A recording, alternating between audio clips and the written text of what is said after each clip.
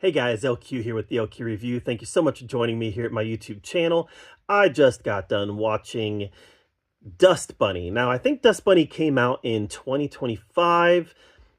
I'd never even heard of it until I saw it drop on, I think it's on Peacock.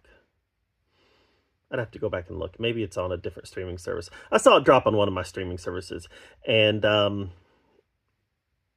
watched it, and very pleasantly surprised at how good this movie was.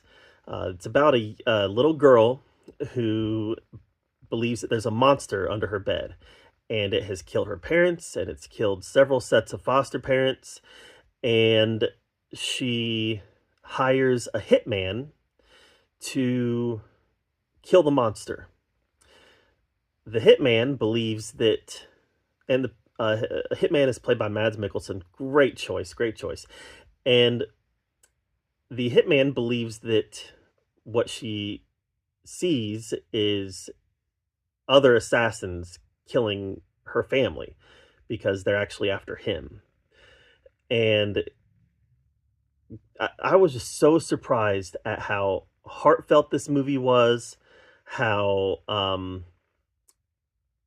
entertaining it was, and at times how scary it was. Now, this isn't a gory, scary movie. This is more of a fantasy horror than anything, but there were definitely some moments where it was very tense, especially near the end when 6 assassins come after her. The FBI want to figure out why all of her family is disappearing. They come in, and like everybody converge at once, and then the monster shows up, and that's a really fun part of the movie.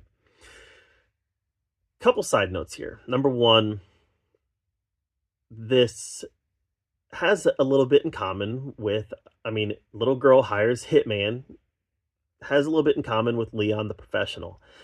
And there were several times in this movie where I thought about Leon the Professional. Now, this movie's not anywhere near as good as The Professional is. The Professional is just an all-time great. But this movie definitely had some callbacks to that. At one point, in the movie, one of the assassins even took drugs before he was gonna kill. There was definitely some callbacks, intentional or not. Those callbacks were there. Second, I have in my spare time, I'm a writer. I've written some books. I've written some short stories, and when I was a kid, I wrote a short story called The Shadow. And in The Shadow, a young boy has has a monster under in his closet. In my short story, the monster's in his closet. The young boy has a monster in his closet, and every night the monster comes out to terrorize him, and he covers his head with his blankets, and the monster always goes away.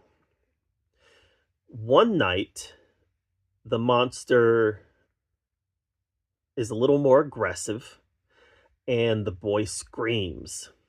And the boy's parents run in, and they see the monster, and the monster kills both the parents, and the boy tries to stop the monster, and in the process, the monster kills the boy, and in the process, the monster killed itself, because it was a figment of the boy's imagination. So once the monster killed the boy, the monster also died. Like I said, short story. I think it was 7 or 8 pages long. And I was thinking about that a lot while I was watching this movie. Was that short story that I wrote probably when I was 15 years old. So we're talking 30 years ago I wrote this short story.